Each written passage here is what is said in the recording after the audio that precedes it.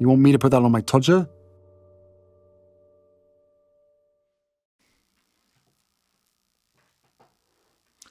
NYC Parent Summit. Watch out, New York City. The Sussexes are coming again. Yes, apparently they're on their way to you.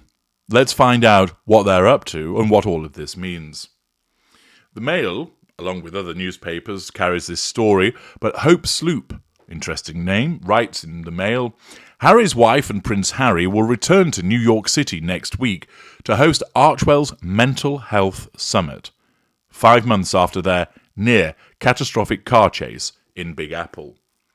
Well, perhaps Harry's wife will have ensured that the near-catastrophic car chase won't happen again, that she's ramped up the protection. Perhaps she's ensured that the traffic flow has been altered now within New York City.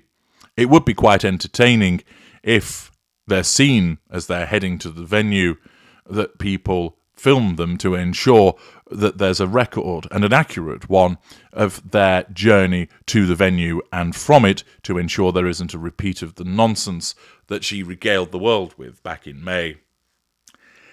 Harry's wife and Prince Harry will return to New York City in mid-October for Archwell's Mental Health Summit, the first ever in-person event for the foundation.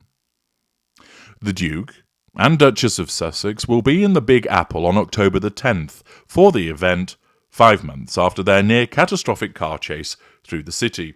Notice, of course, that the newspaper is going to utilise this as an opportunity to bring up that clusterfuck, and thus provide challenge fuel towards Harry's wife in so doing.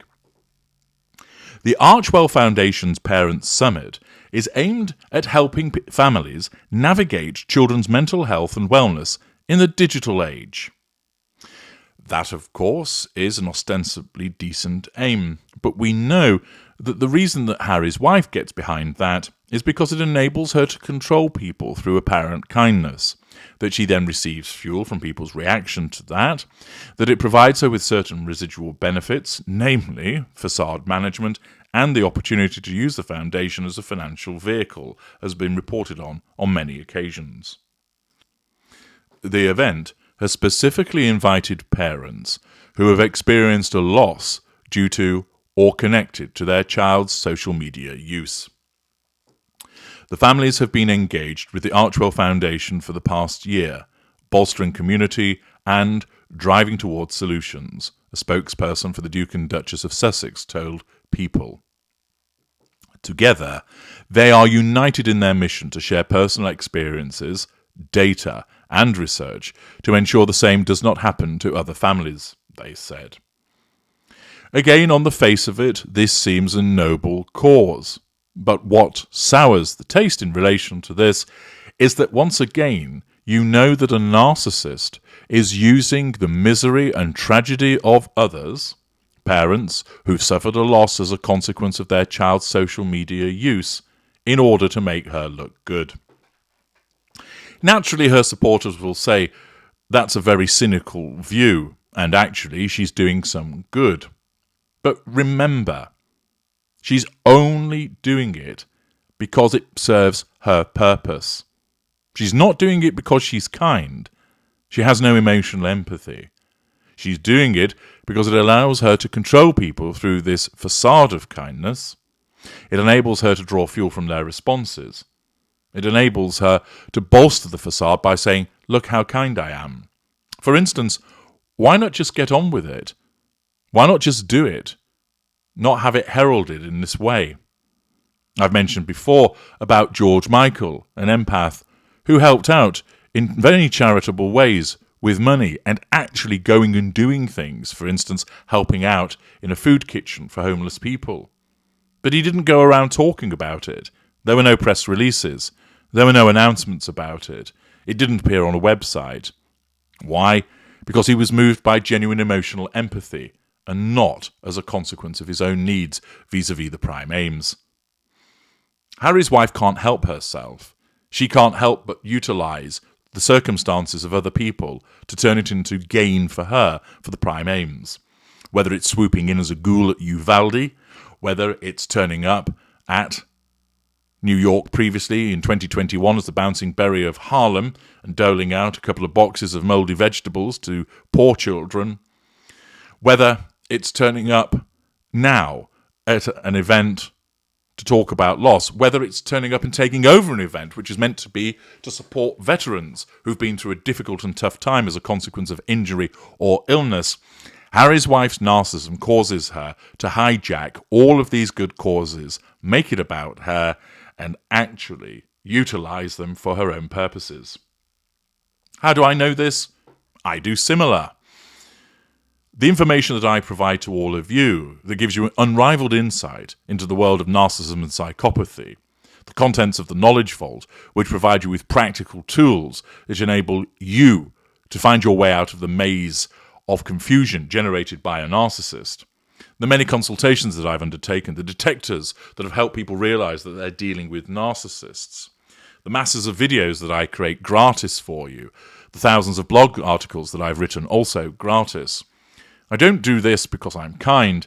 I do it because, as a narcissistic psychopath, it serves the prime aims.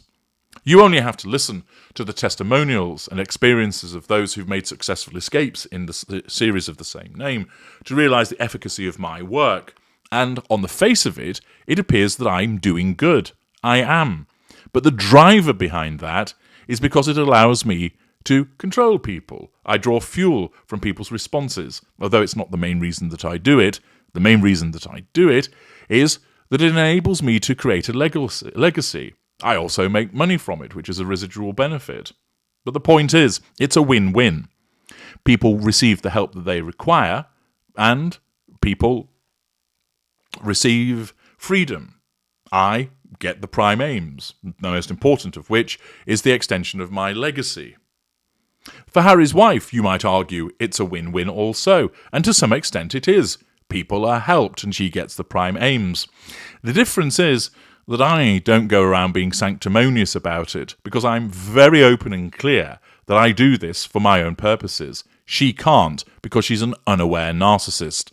And instead, the sickening behaviours become more apparent, whereby she believes that she's doing good, but people can see that she's just utilising it, often grifting circumstances, to improve her own position. And once again, we have an instance where Harry's wife is using tragedy for her own gain. Harry's wife and Prince Harry will also be joined by US Surgeon General Vivek Murthy to discuss mental health in a panel hosted by Carson Daly. Well, I'm sure we'll have some fascinating insights provided by Harry's wife, as we'll be subjected to, no doubt, another beige tsunami of dull information. The pair, who are no strangers to advocacy work, were in New York in May for the Ms. Foundation Women of Vision Awards, where Harry's wife was honoured with a Bort Award. It then goes on in the article to revisit the near-catastrophic car chase, taking the piss, of course, out of the Sussexes. It's unclear how long Harry's wife and Prince Harry will be in New York City for their upcoming visit. And also, it's unclear, will the children be joining them, or will they be once left again at home? But they will be in town for World Mental Health Day on October the 10th. According to People, the couple will partake in a conversation about social media, mental health, and how to empower and uplift others.